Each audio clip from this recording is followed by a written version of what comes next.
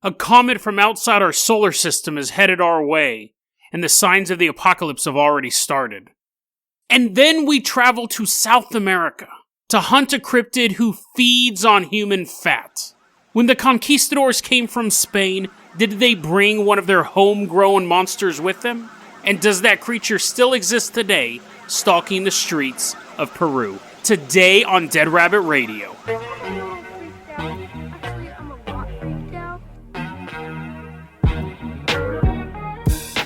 Hey everyone, welcome back to another episode of Dead Rabbit Radio. I'm your host, Jason Carpenter. I'm having a great day. I hope you guys are having a great day too.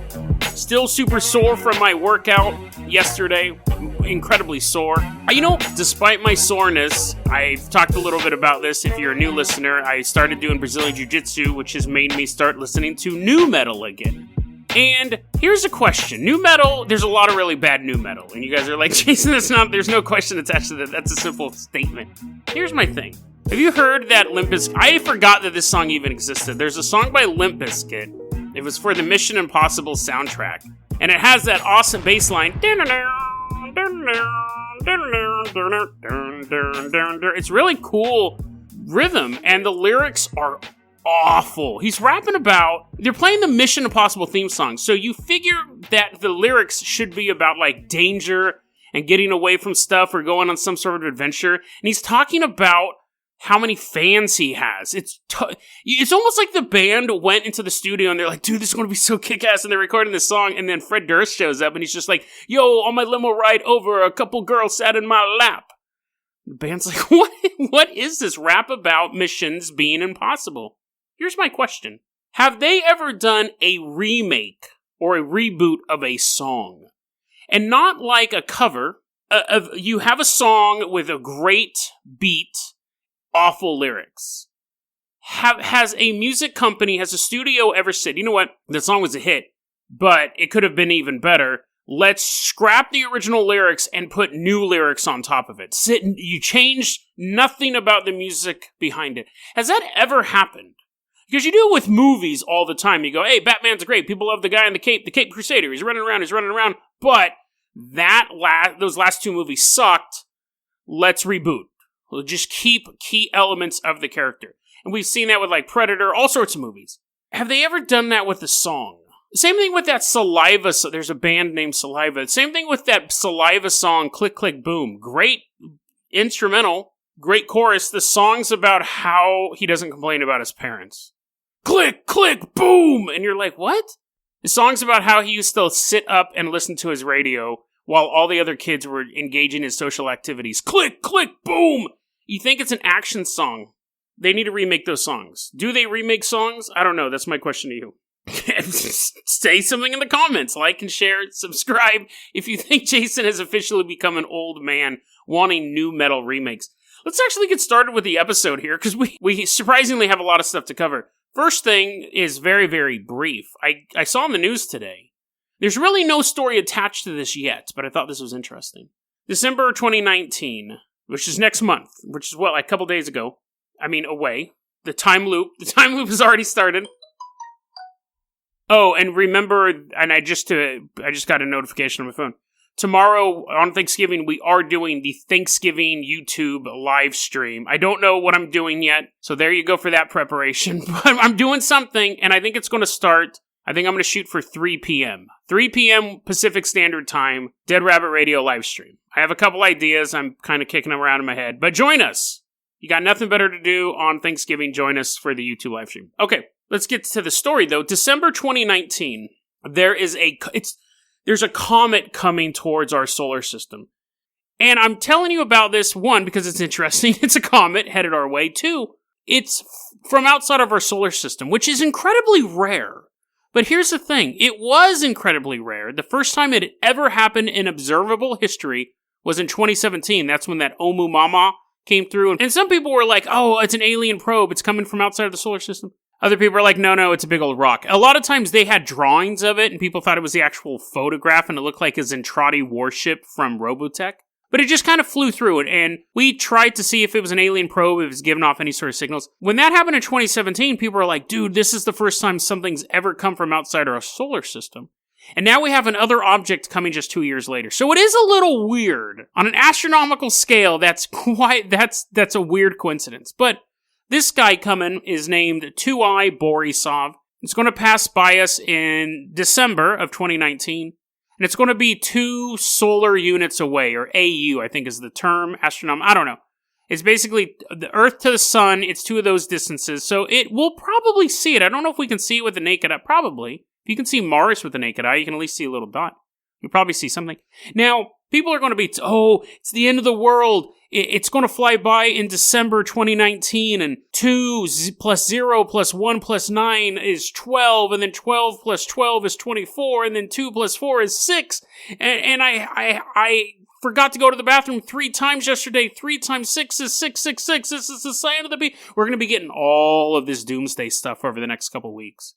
It's going to be absolutely insane. All the numerology. Well, if you take all the letters of Borisov and turn them into numbers and add them up, it equals out to the 8th number and all of this stuff. So buckle up, because the loonies are coming out for the next month, and then nothing will happen and they'll come out for some other disaster. However, I did find one of the signs of the apocalypse actually happening. This comet may actually be the end of the world, because tell me if this story doesn't sound completely unnatural. Let's hop in the Carpenter Copter. We're flying to Chatham, Ontario.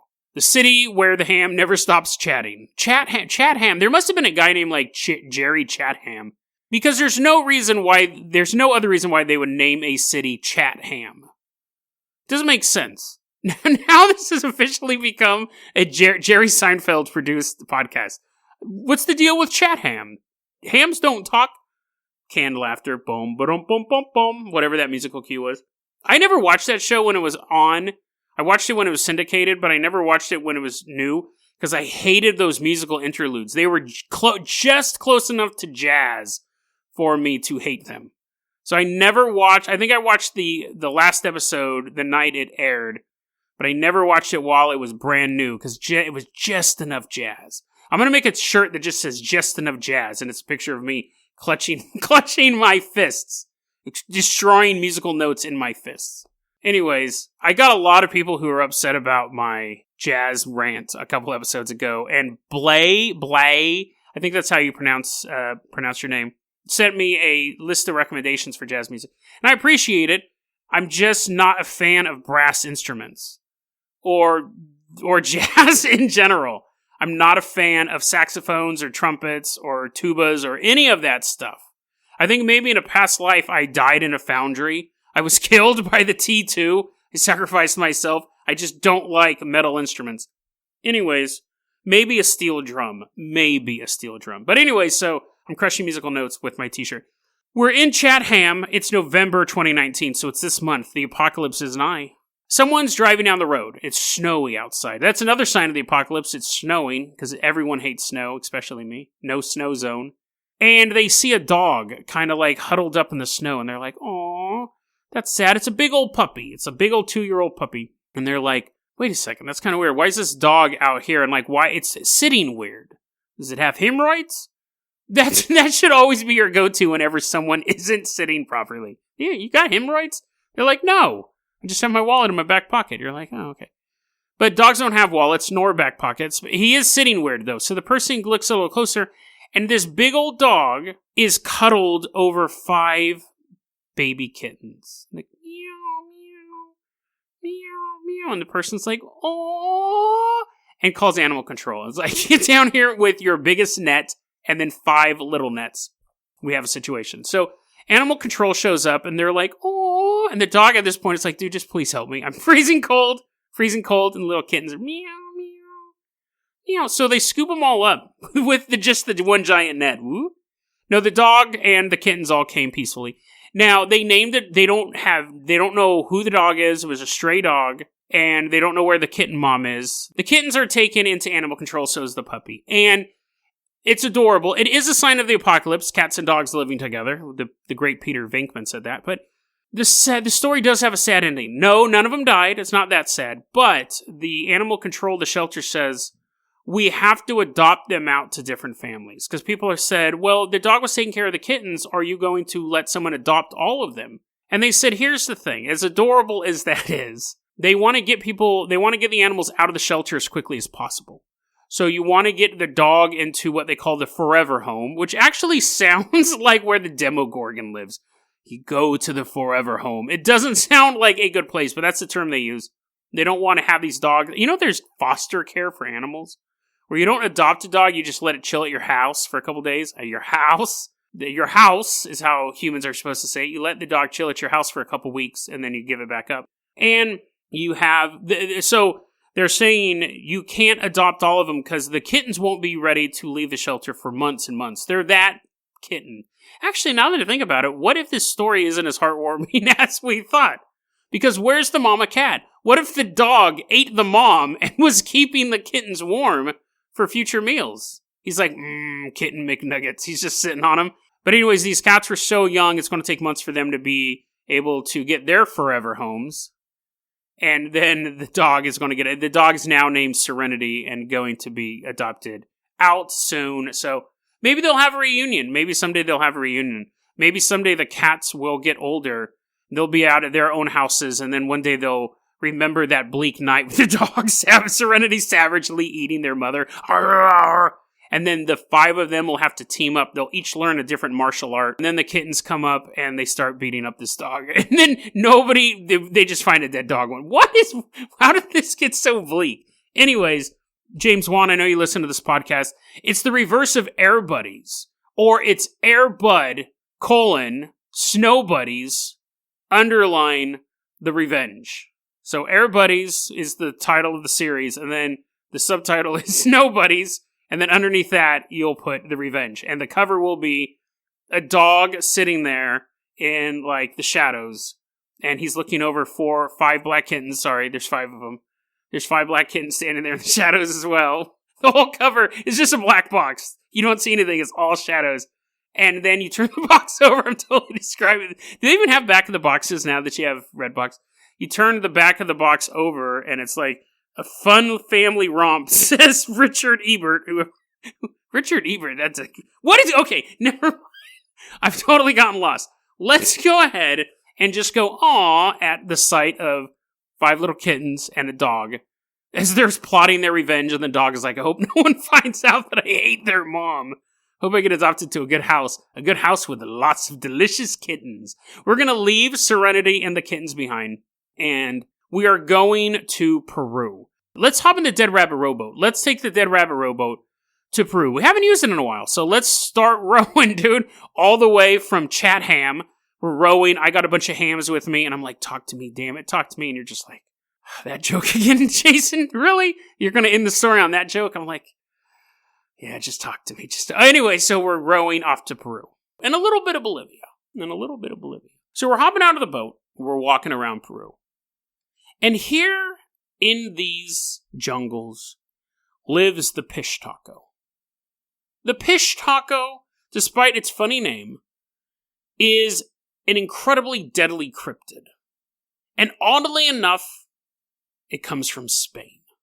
You see, after the conquistadors came to South America, you had the dudes with the muskets and the armor slowly taking over the continent. And you had the friars, you had the priests, walking around in their big old robes and their funny-looking haircuts, preaching, converting the natives.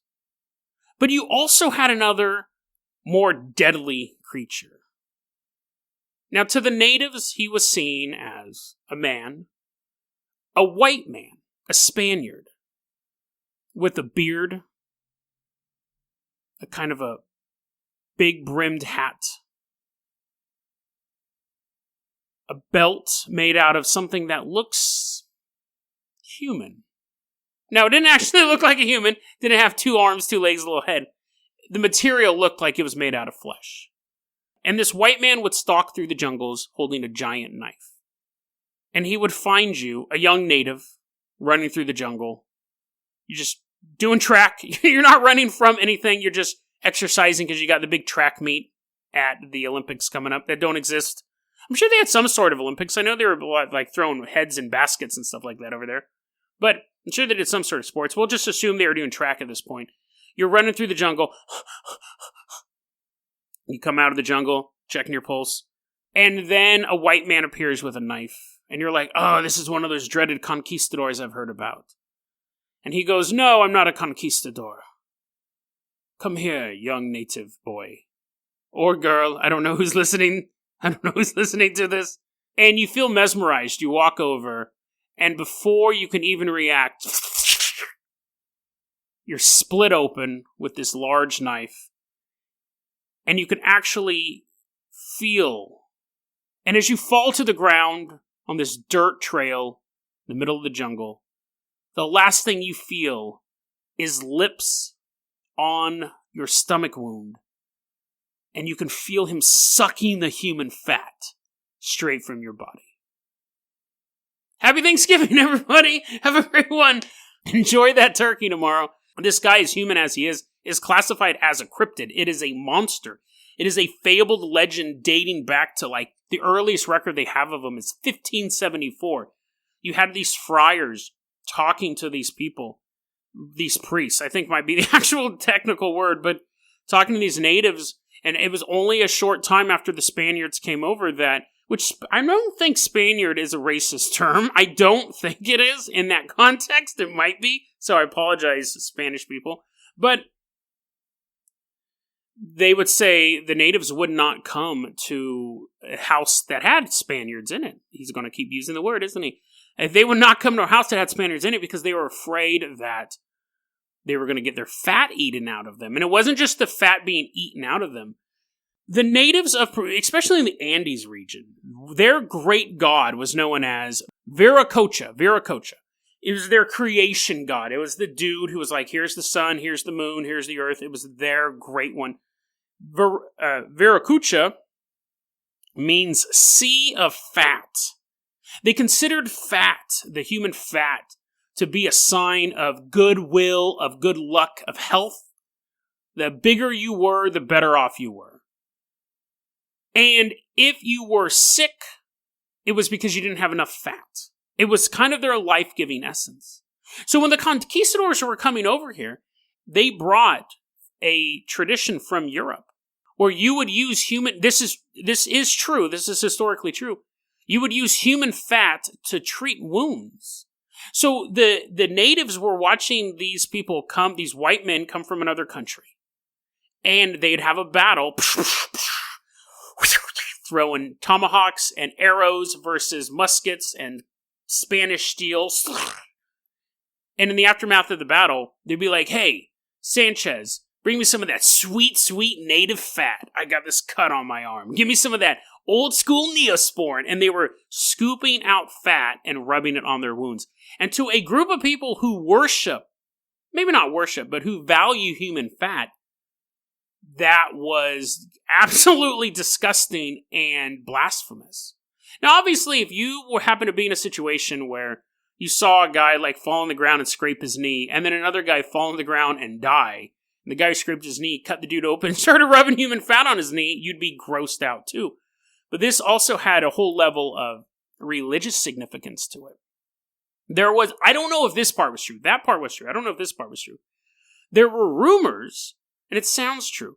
There were rumors that because the metal guns and the cannons, the weaponry of the Spanish, was rusting out so quickly in this new environment, that they were also using human fat to not polish, but to like lubricate the weapons, especially the cannons. You needed some stuff in there to keep those balls nice and glistening, so they look shiny as they're coming at you, and also you need to lubricate them so they don't get stuck in the cannon and kill 30 men. The natives said that they were killing the people to use their human fats to make their weapons to kill more people. You know the reason why church bells ring so beautifully? Human fat. The natives were like, we don't know, there's no way that you can make this bell sound so sweet. So they must be using human fat. We already know that they are using human fat for these other things. So we can't trust the religious class either. Because see, then the story of the Pishtacos, this is really, really interesting. I really like this story. Then the story of the Pishtacos started to change. It was no longer just a white man wearing a wide-brimmed hat and wearing kind of like this loose collection of clothing. Now he was being spotted specifically as a conquistador in the armor or a friar in monk robes. But this creature is not able to be stopped. We look at a lot of cryptids and they're like, throw 3 pennies on the ground, and the creature will try to bend over to pick up the pennies. And then if it's noon and the sun hits the back of its neck, it explodes. We've seen so many of these cryptids. This one has no weaknesses. And exists, as far as we know, today. Because now the legends are no longer the Spaniards are coming over here, still using that word, don't know if it's racist, are coming over here to cut out the human fat to lubricate their weapons. Mills. Oh, you go to the mill, has this sweet machinery that's working like a charm, never breaks down. Natives believe it's lubricated with human fat. The only reason why jets can fly the way they do, human fat. Now you go, okay, Jason, so a bunch of bumpkins in the middle of the Andes Mountains see a plane fly by and they think that Fat Albert is working for Boeing. There is bumpkins living everywhere. 1987, this rumor swept the country. The president, so back in the 80s, they might still be around, but there was a terrorist group. As far as I know, they're a terrorist group. I was a kid when this all happened, so I didn't look too much into it. But there was, back then, I think they are considered a labeled terrorist group. Shining Path was like a group that was trying to overthrow the government of Peru. And it was a long-running struggle between the legitimate government, between the government of Peru and this offshoot, this group trying to overthrow them. The people in the country began talking. A rumor had started. Peru was in economic troubles, and the president needed some money they didn't have. But he did have an enemy that he wanted to take care of, and they had a resource that was worth money. So the rumor spread through the cities that the president had found 5,000 Pishtacos to go into Shining Path territory to slaughter them. They could eat some of the fat, but the rest of the fat would be shipped back to the president. He'd get his little scoop. No, they'd be shipped back to the capital and then shipped off to Europe to pay off the debt. Because see, at this point, now we're in the late 80s. The colonization has been completed. You have entire swaths of the country that are half Spanish and half native, which is basically the main population. You still have indigenous people there. You still have full-blooded Spanish people, but the main population is kind of this mixture between the two. So the idea of a white man walking through your neighborhood in the middle of the night is no longer scary because there's white people everywhere. They're no longer an anomaly. And at this point, the legend of the Pishtaco actually starts to change. The Pishtaco is no longer a white person. It's a non-local or non-rural person. Rural as in farm. I can't really say that word, but the legend starts. The creature is still there. I mean, he got 5,000 of them. I don't think anyone would even think there were 5,000 Bigfoot in America. This is still a real threat. This is still a real threat in this country. People believe in this thing. Now, you go, Jason, it just sounds like a serial killer. This doesn't sound like a cryptid in the sense that it has some sort of powers. The thing with the Pishtaco is it's one of those creatures that you either run into and die, or you don't run into at all. It's more a level of a vampire-type character, and the reason why we know about vampires through all the fiction, but like a historical vampire, you either died and you never told your story, or you survived because you didn't end up running into these ones. There is a story I came across that the Pishtaco would hold its hand up, and its fingers would fall off, and they would start wriggling around on the dirt like worms, and it's completely shocking to you. And while you were taking in the sight of those worms, it would slit your belly open and start eating your fat out. And you go, Jason, you could have told us that 8 minutes ago. I go, yeah, I forgot about that part. But anyway, so it definitely does have some sort of cryptid qualities. It's just not a team of serial killers. Werner Herzog, the film director, the acclaimed film director, and he's also in The Mandalorian. I know bounty hunting is a complicated business. That show is so dope. Now, I don't want to oversell it. It is like a Western, but I really, really love that show. He got accused of being a Pishtaco when he was filming Fitzcarraldo. There's this movie, there's a story about a guy who wanted to move his boat over, I think it was the Andes, but he wanted to move a boat from one side of South America to the other, so he took it over the Andes and then took it to the other side, and Werner Herzog wanted to make a movie about that, but he wanted to be realistic, so he built the same size boat and filmed them actually taking it over the mountain. The dude's a madman. But they also asked if he had seen The Mandalorian. He's like, I don't watch Star Wars. I don't watch Star Wars. I don't watch Star Wars movies. I'll be in their television shows, but I don't watch that. He says, I watch WWE because I think it's what the people watch, but I don't watch Star Wars stuff. So the dude is a madman. The dude is quite awesome. But anyways, he was also in Jack Reacher. Those are most of the things that I know from Mandalorian and Jack Reacher. He got accused of being a Pishtaco. 2009. This is going to be a long episode because I can't really skimp on this part here. 2009, Lima, Peru. 3 gang members are arrested. Now, generally, if I don't know how it is in other countries. In America, they do it. In Mexico, South America, they do it as well. I think they do it in Russia, too. A lot of times when they do these drug busts, they'll have a table with all the evidence on it. And sometimes, they do this a lot in South America and Mexico, they'll have the culprits there as well, the accused there as well. I don't think, they don't really do that in America, because they have to have the trial first. But you'll have, in Mexico, you had these 3 dudes, you had a bunch of police, you had a table, and you had 2 bottles of something called Inca Cola, which is like actually a pretty dope name for a soda, because it's where the Incas actually lived. That's so funny that that actually exists. Sounds like a joke. Inca Cola. What the gods drink. But you have this thing down there called Inca Cola. There's 2 bottles, and they're like yellow. There's like a yellowish liquid inside these bottles. And there's a photograph of a human head. They didn't actually bring the human head out. And the police said, ladies and gentlemen, we've arrested these 3 men. They've confessed to over 60 murders. What? Oh, the audience is like, what? That's kind of weird. I thought it was here for that new Inca Cola release. That delicious flavor. A salty yellow goodness. And the cop's like, no. Don't drink that. Don't drink that. It's evidence. And you don't want to drink it, even if it wasn't evidence. They've confessed to over 60 murders. They've led us to the body of one of their most recent victims. Here's a photograph. Here's a photograph of his head. We'll notify the family after this press conference. Everyone's like, oh, yeah.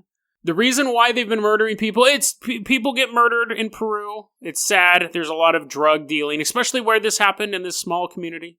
But these men were not murdering people over drugs or drug debts or anything like that. These people were murdering over this. And the police officer picks up the Inca Cola. This, ladies and gentlemen, is a bottle of human fat. These gang members are Pishtacos. And everyone's like, click, click, click, click, click, click. Everyone forgot their cameras that day. So they just go click, click, click, click, and move their fingers around. But then eventually someone does get a camera and actually takes photos of what was going on. These people were labeled by the local authorities as actual Pishtacos. And apparently this gang, this is what they said. They were being paid by these 2 Italian mafiosos $15,000 per liter of human fat that they could give to the mafia. And then the mafia was taking it to Europe, where it was being used in cosmetics. Now, this story, if you think that's weird, it hasn't even started yet. Because at this point, everything goes off the rails. The media starts looking at it. Imagine this. Imagine if all of a sudden the feds, the FBI held a press conference here in America, and they're like, ladies and gentlemen, we have found out that every sighting of Bigfoot was actually a blood gang member. People are like, what? Yes. The Bloods have infiltrated the Pacific Northwest, parts of the Southwest United States. They are all 7 feet tall and have giant feet. People are like, that's not... Lil Wayne is a blood, and he's not said... Well, save your questions till the end. By the way, every Chupacabra attack was actually a member of the Latin Kings. People are like, what? What is going on? It would be the equivalent, because you have these guys who are arrested, who have bottles of human fat in front of them, and they're basically saying that these guys are a mythological creature. Now, the DA, or the chief of police, came out and said, we're just calling them Pishtacos. We're not saying these are the creatures of them, but they're definitely engaging in Pishtacco-like behavior. The 2 Italians apparently left the country. They tried arresting them. They said, there is a man-wide hunt for these 2 Italians. We're going to find these guys. Now, as the media goes nuts, they start investigating this. And in what almost seems like a coordinated effort. You guys remember Gamergate? You guys remember that, where it was just like one day, all of a sudden, every headline said the exact same thing, and that was like, game culture is dead. Like, fandom is dead, or whatever it was. Whatever your opinion on Gamergate was. Like, it was this weird, like, bam, the next day, Kotaku and Giant Bomb and all these websites basically had the same thing ready to go, the same type of article ready to go. That's what happened here. Because all the articles are up. You had all these articles come out and say, we talked to someone who worked at a liposuction clinic, and they said, we have barrels of fat. There's no way you would have to pay $15,000 for fat. People pay us way less than that just to pull it out. We just have it sitting here. We got to flush down the drain. No one's paying $15,000 for fat. That doesn't make sense. And all these articles are like, this story doesn't make sense. There has to be something else going on. This story does not make sense. Despite the fact that you have these people, you do have a body. They found a body. You do have the container of human fat. Now, the newspapers begin investigating this as this story is not real.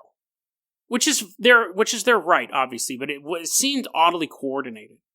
The first thing they do is they contact the police department, because this is being held somewhere else. This guy got arrested. These 3 guys got arrested somewhere else. They contact the police department where these 60 murders supposedly took place. And that police department says, we found out about this on the news. We have not heard anything about these 60. And they go, yes, there have been a lot of people disappearing in our region, but we're one of the main drug trafficking hubs. They also said that what they're saying, $15,000 for a liter of human fat, that's more than Coke. That's more than you would make moving an equivalent amount of Coke. So they said, we just think it's ridiculous. We don't think that's true. They start interviewing this expert. This one expert goes, what are you going to do with human fat? It starts to go bad within 30 minutes. Like, you pull human fat out, it starts to go bad after 30 minutes. It's completely useless in any sort of medical procedure. And the idea of extracting it and selling it for $15,000 to a cosmetic company that's on the other side of the planet, it's going to lose all of its gooey goodness by the time it gets to Milan. It's just not going to work. And so this is where the story sits right now. This happened in 2009, and it disappeared in a month. It was a hoax. This is what the media is saying. It was a hoax. And I read that, and I was like, oh, okay. And I kind of continued on with my research, and I thought, I went back to this whole thing, and I go, in a hoax in what way? Were the criminals like just actors? Was this an upright citizens brigade gone wrong? Was this an improv class gone wrong? No. So apparently these guys were actually criminals, and they did confess and show the location of at least the one body that was all chopped up. There's no answer to whether or not the bottle actually contained any human fat. Apparently what they would do is they would cut the heads off the people and like eviscerate them, hang them up, and happy Thanksgiving, guys! Hang them up and then put candles underneath it, and it would melt the fat into Inca Kola bottles, which they must be loving this publicity. Inca Kola must have been over the moon when all these stories came out. They would take these empty Inca Kola bottles, the human fat would drip out of the body into the bottles. Very inefficient way to gather human fat, I would imagine, but people said that's stupid, that wouldn't work. But here's the thing, those people were actually arrested. No one was saying those people were fake. No one was saying that the body was fake. This story now is known as a hoax, but this is the only reason why they think it's a hoax.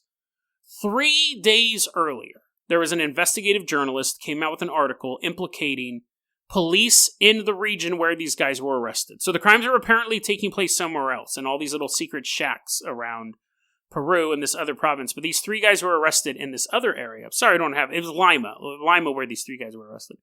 They, in this area, the police chief who was in charge of this whole investigation and a couple other people, this investigative journalist wrote an article saying that the police chief helped cover up 46 murders by the police department.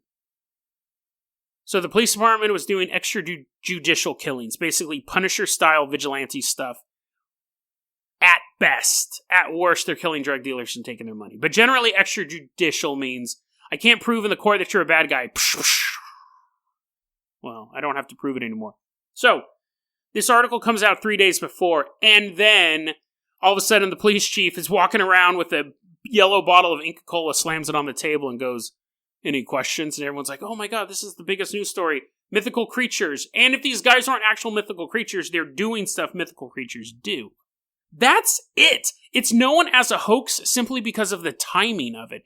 The police chief was removed from office. His superior goes, "Can you prove to me any of this is real?" And apparently the police chief goes, "Other than the bottle of fat, the 3 suspects, and the location of the chopped up body, other than the fact that they're saying they did this, I can't prove any of it." And the guy goes, "Get out. You're fired." Didn't technically fired him, removed him from office. He may be back now, because this all happened back in 2009, but I couldn't find any proof of him coming back.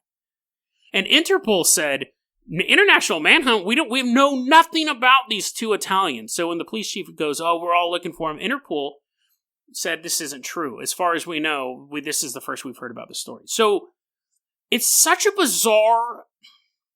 a reporter says that these guys are killing people on the sly. 3 days later, a gang is shown to admitting to committing crimes that are on the level of a mythological creature. 60 murders to sell their human fat. The media immediately goes into a "I don't believe that" mode, which again is a fair mode to be in because we're talking about a ridiculous situation. But within days, the whole story comes, it's a hoax. The only reason this is out here is to cover up this story that happened 3 days before. But they can't prove it's a hoax. It's a very, very interesting thing. They can't prove it's a hoax, just the timing is suspicious.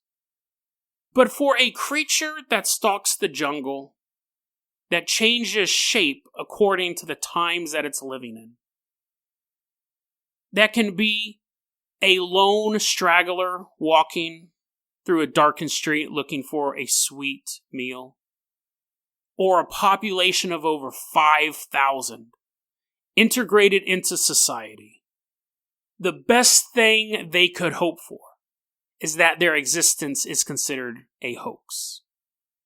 Because then, only the bumpkins believe in them. Only the people out in the fields believe that these creatures exist. And when you hunt humans, your best weapon is their ignorance of your existence. A deer that is shot is a deer that does not know what a gun looks like. And a human who is devoured by a Pishtaco is a human who believes that they don't exist in the first place. DeadRabbitRadio@gmail.com is going to be our email address. You can also hit us up at Facebook.com/DeadRabbitRadio. Twitter is @DeadRabbitRadio. Dead Rabbit Radio is the daily paranormal conspiracy and true crime podcast. You don't have to listen to it every day, but I'm glad you listened to it today. Have a great one, guys.